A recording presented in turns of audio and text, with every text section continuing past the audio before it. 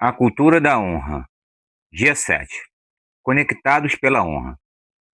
Pagai a todos os que lhe é devido, a quem tributo, tributo, a quem imposto, imposto, a quem respeito, respeito, a quem honra, honra. Romanos 13, 7.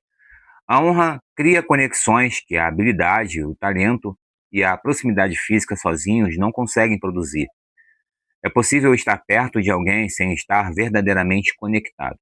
Uma pessoa pode frequentar a mesma igreja, participar da mesma equipe, ouvir as mesmas mensagens e conviver durante anos com uma liderança, mas permanecer distante no coração. Ela está presente, porém não recebe, escuta, mas não aprende, serve, mas não se deixa formar. A conexão espiritual não acontece apenas porque duas pessoas ocupam o mesmo ambiente. Ela nasce quando existe reconhecimento, confiança, gratidão e honra. Isso não significa que a honra seja uma técnica para obter acesso ou conquistar vantagens. Quando tratada assim, ela deixa de ser honra e se torna interesse. A verdadeira honra não pergunta: o que receberei dessa pessoa? Ela começa reconhecendo o que Deus está fazendo por meio dessa vida e como devo responder a essa graça. O homem foi criado para viver conectado. No princípio, Adão estava ligado a Deus, a criação e a mulher que o Senhor havia colocado ao seu lado. Não havia vergonha, disputa ou suspeita. A honra mantinha os relacionamentos leves porque ninguém precisava diminuir o outro para sentir-se importante. A queda quebrou essa harmonia. Adão acusou Eva. Eva transferiu a responsabilidade para a serpente e a comunhão deu lugar à defesa. Desde então, a desonra tornou-se uma força de desconexão. Ela separa pessoas que deveriam caminhar juntas, contamina equipes, enfraquece famílias e impede que gerações recebam umas das outras. A honra, porém, trabalha no sentido contrário. Ela reconecta. O primeiro lugar em que a honra produz conexão é na presença. Quando valorizamos alguém, desejamos estar perto, ouvir, aprender e participar. Não buscamos a presença da pessoa para controlar sua agenda ou criar dependência, mas porque reconhecemos que relacionamentos significativos precisam de convivência. Muitos querem receber a influência de alguém sem oferecer a presença. Desejam um conselho, a oração, a oportunidade e a ajuda, mas não possuem disposição para caminhar, servir ou construir relacionamento. Aparecem quando precisam e desaparecem quando a necessidade passa. Isso não é conexão, é consumo. Jesus chamou 12 discípulos, em primeiro lugar, para que estivessem com ele. Antes de enviá-los para pregar, deu-lhes convivência. Eles observaram em dias de milagres e em momentos de cansaço. Viram como tratavam pessoas, como orava e como reagia à oposição. Há coisas que não aprendemos apenas ouvindo uma mensagem. Precisamos observar decisões, atitudes e respostas. A convivência revela princípios que uma aula talvez nunca consiga explicar. Josué experimentou isso com Moisés. Ele não apareceu apenas no final para receber uma posição. A Bíblia o apresenta como servidor de Moisés, alguém que permanecia perto, acompanhava o processo e não se afastava da tenda. Sua conexão não era fruto de ambição, mas de reconhecimento. Josué percebia que Deus havia colocado algo sobre Moisés e tratava aquela relação como uma oportunidade de formação. Quando chegou o momento de liderar Israel, ele não começou do zero, mas carregava anos de aprendizado, convivência e observação. A honra nos mantém perto o suficiente para sermos formados. A desonra, ao contrário, cria distância mesmo quando o corpo continua presente. Ela começa quando a pessoa deixa de confiar, passa a interpretar tudo com suspeita e constrói uma agenda secreta. Geazi caminhou com Eliseu e presenciou milagres extraordinários, mas não permitiu que a proximidade transformasse seu coração. Quando Eliseu recusou os presentes de Naamã, Geazi decidiu agir escondido. Correu atrás do comandante, mentiu e tentou obter aquilo que seu líder havia rejeitado. Ele estava perto da unção, mas conectado da direção. Isso nos ensina algo importante. Proximidade sem honra pode produzir familiaridade, mas não herança. Geazi conhecia os hábitos de Eliseu. Sabia como ele falava e provavelmente dominava a rotina do ministério, mas já não compartilhava o mesmo coração. A desonra criou dentro dele uma vida paralela. Muitas rupturas começam assim. A pessoa não sai imediatamente. Primeiro, deixa de conversar com sinceridade. Passa a alimentar críticas em outros ambientes e começa a tomar decisões sem transparência. Continua ocupando o seu lugar, mas já se desconectou interiormente. É fato que relacionamentos saudáveis comportam perguntas, opiniões diferentes e até confrontos. O que define a honra não é a ausência de discórdia, mas a maneira de tratá-la. Quem honra, conversa com a pessoa certa, no ambiente certo e com a intenção de construir. Quem desonra, espalha sua insatisfação entre pessoas que não podem resolver a situação. Reúne aliados e transforma uma diferença em campanha. A graça nos chama para a verdade, mas uma verdade acompanhada de amor. O segundo tipo de conexão produzido pela honra é com a formação.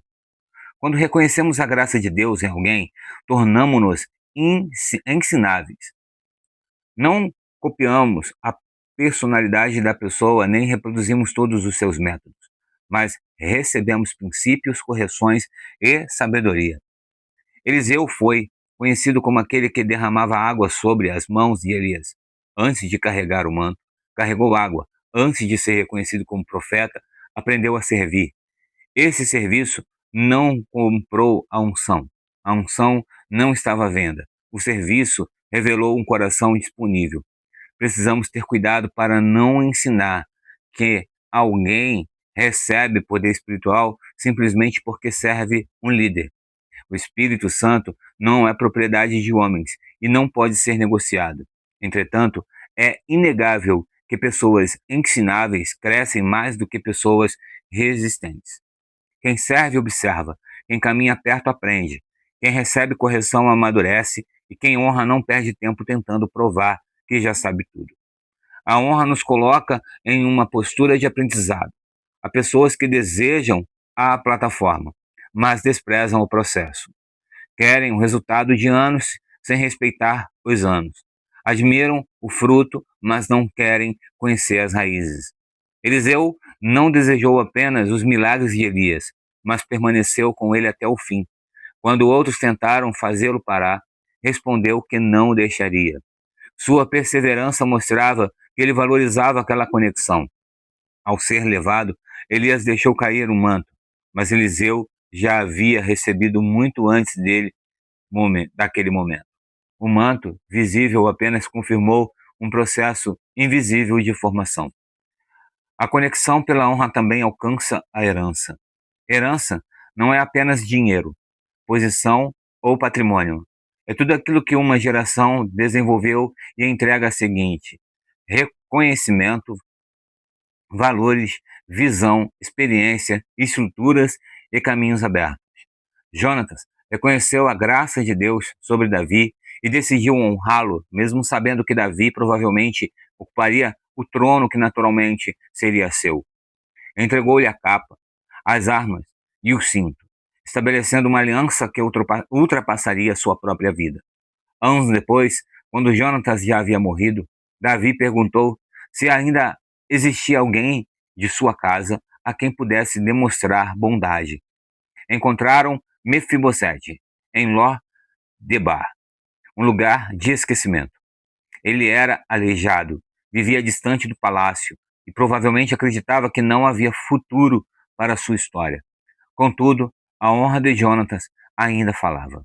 Davi trouxe Mefibosete para perto, restituiu as terras de sua família e lhe deu um lugar permanente à mesa do rei. Uma aliança construída em honra alcançou a geração seguinte. Isso não significa que cada atitude de honra garantirá resultados automáticos para os nossos descendentes. A graça de Deus não é uma máquina previsível. Porém, nossas escolhas criam ambientes memórias e caminhos que podem alcançar pessoas depois de nós. Pais honrosos deixam os filhos mais do que bens, deixam um nome confiável, relacionamentos saudáveis e uma história que abre portas. Líderes honrosos deixam equipes fortes, não dependentes. Filhos honrosos recebem a herança, aperfeiçoam o que precisam ser aperfeiçoado e entregam algo melhor à próxima geração. A desonra, ao contrário, desperdiça heranças. Há pessoas que passam anos perto de grandes oportunidades, mas não recebem quase nada porque gastam sua energia criticando aquilo que poderiam aprender. Veem falhas reais e, por causa delas, tornam-se incapazes de reconhecer qualquer graça. Todo vaso possui limitação. Moisés errou, Elias teve medo, Pedro foi impulsivo e Paulo enfrentou conflitos. Se exigirmos perfeições para aprender com alguém, terminaremos sem mestres e sem formação. Honrar não é ignorar falhas, mas não permitir que elas apaguem aquilo que Deus verdadeiramente entregou. No final das contas, não honraremos a pessoa em si, mas a unção que ela carrega. Nosso vínculo final é com Cristo. É Ele quem governa a igreja, distribui dons e julga toda a liderança. O relacionamento espiritual são saudáveis quando nos aproximam de Jesus e não quando nos tornam dependentes dos homens. A cultura da honra conecta sem aprisionar, aproxima sem controlar, forma sem anular a identidade e transmite herança sem produzir cópias. Quando existe honra, líderes sentem-se seguros para investir, discípulos tornam-se livres para aprender e gerações conseguem caminhar juntas. O ambiente deixa de ser pesado por suspeitas, comparações e disputas. A honra torna os relacionamentos mais leves porque cada pessoa reconhece seu lugar sem precisar disputar o lugar do outro. Talvez você esteja fisicamente perto, mas emocionalmente desconectado de pessoas que Deus colocou em sua formação. Talvez alguma frustração tenha produzido distância, e em vez de conversar, você tenha construído conclusões silenciosas. A graça convida você a tratar isso, mas não para preservar aparências, mas para restaurar o que ainda pode ser restaurado. Conexões verdadeiras exigem verdade, humildade, perdão e maturidade. Não permita que a familiaridade apague o reconhecimento, que uma discordância destrua anos de formação ou que o orgulho faça você abandonar uma herança que ainda precisa receber. Lembre-se, a honra conecta você à presença, à formação e à herança. Desafio diário. Indique uma pessoa que Deus usou de maneira importante em sua formação espiritual. Pode ser um pastor, discipulador, mentor, líder ou alguém que caminhou perto de você em uma estação decisiva.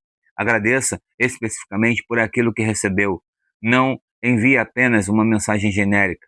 Mencione um conselho, uma correção, uma oportunidade ou um exemplo que ajudou você a crescer.